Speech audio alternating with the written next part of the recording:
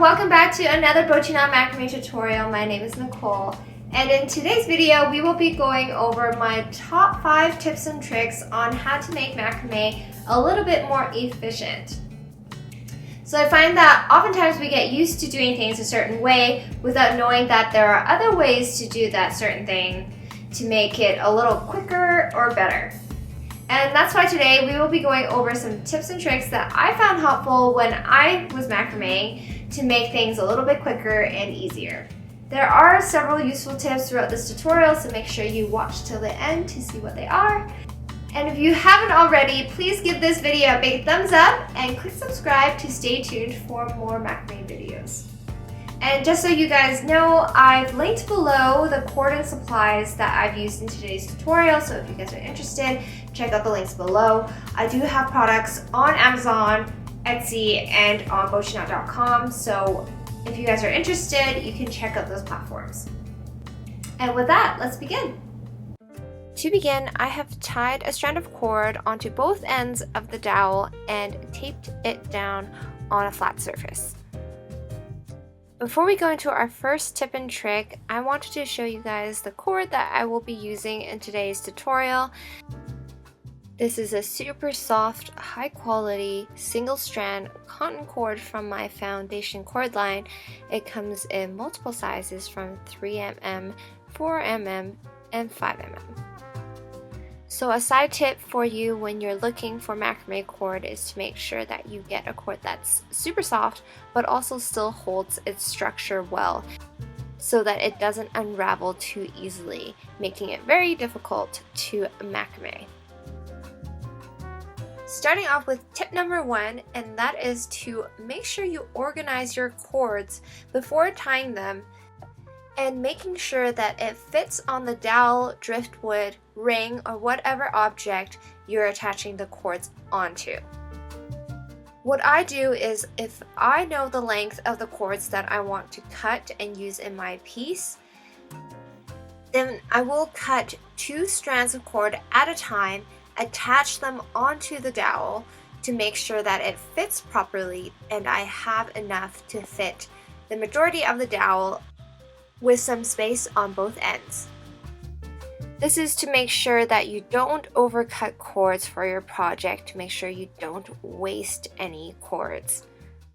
A lot of times you can calculate how many cords you will need for your project, but oftentimes you won't know if it actually fits until you attach them onto the object. And if you guys are curious on the length of cords you should be cutting for your projects, I do have a full tutorial that explains that process. So if you guys are interested in learning that, I'll post a link up here, but also down in the description below. If I plan on using a lot of square knots in my project, then I will need groups of 4 vertical cords each. So that means 2 strands of cord folded in half. So like I said, depending on the size of cord that you're going to use, type of cord, that will all vary in how it will fit onto the object you're attaching your cords to. So make sure that you cut a few at a time. In my case, groups of 2 cords each, folded in half, and attach them onto your object, which is a dowel in this case, using lark's head knots to see how many cords you will need. As for tip number 2, you should always make sure that the cord you plan to use fits through the bead holes. So depending on the brand of cord you're using or the size of the cord of that particular brand, so a 3mm for one brand might vary slightly to a 3mm from another brand. And although it is 3mm and your bead is a 3mm or 4mm hole, sometimes the brand of 3mm might be larger than expected and it might not fit. And to prevent you from having to restart a project because your beads don't fit, make sure that you test that before you begin your project. To make it easier to thread the cord through the bead, make sure you tape the ends of the cord so that it is strong and sturdy and not soft and flimsy so that makes it easier to thread the cord through. Large hole beads are pretty hard to find at times, and so if you guys are having a hard time finding large hole beads and a good selection of them, I do have a few places where I get my large hole beads from. So I'll post links to those in the video description below, so make sure you check that out. The third tip that I wanted to go over is to tape or make a knot on each individual cord end to prevent them from fraying. So like I mentioned before, if you have cord that is super soft and frays super easily, then it might be very difficult to macrame. So I have some cords here that aren't frayed too bad, it's just really at the ends of it, and it doesn't go all the way to where you make the knots. But I want to show you a few tricks to prevent them from fraying more. And that is, the first way is to tape the ends like I showed you previously on threading the beads through, or you can tie an overhand knot at the very end. Both will work, preventing the cord ends from fraying too much, making it much easier to macrame.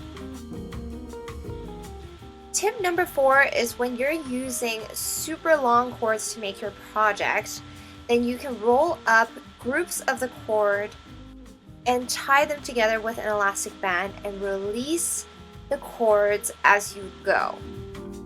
This will only really help if you're using several cords at a time to make a knot. So for example, if you're making a larger project and you're needing to make a large half knot spiral and you're using 4 cords as one cord to make the half knot spiral, then you want to fold up those 4 cord sections and tie it with an elastic band so that you can macrame it more easily.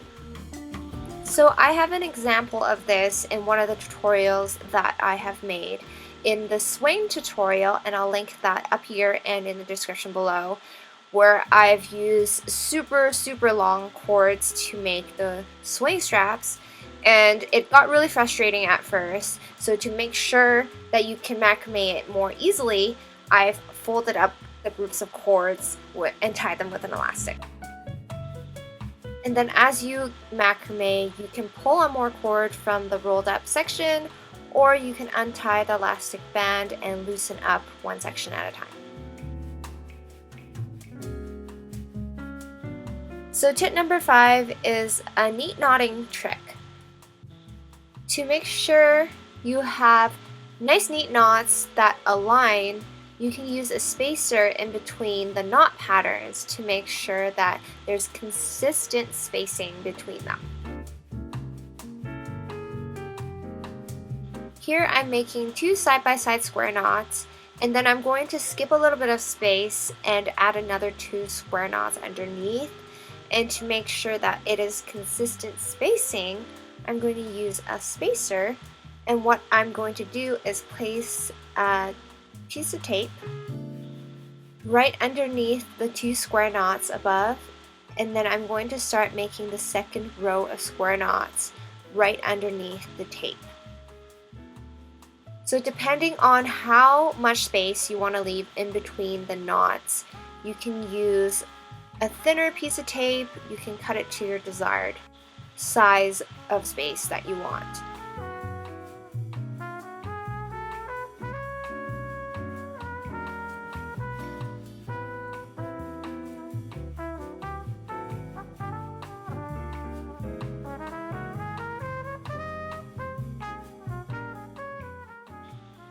Once you're done, you can take the tape off, and as you can see, you have knots that are aligned.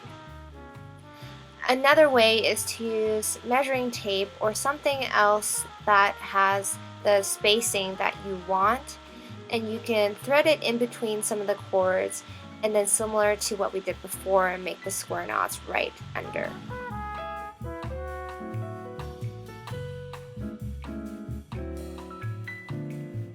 And that's a wrap with the Macrame tips and tricks tutorial. I hope you guys found the tips and tricks useful and can apply them into your work. If you guys are interested in more videos like this, tips and tricks, or DIY pattern tutorials, I do come out with an additional video tutorial on a weekly basis on a platform called Patreon, and that's a platform where like-minded individuals like you can get together and learn macrame at your own pace. You will also get one-on-one guidance from me if that's what you guys want, plus a plethora of other benefits. So if you guys are interested, make sure you check out the link in the video description below. Thank you guys for watching, and I will see you guys next time.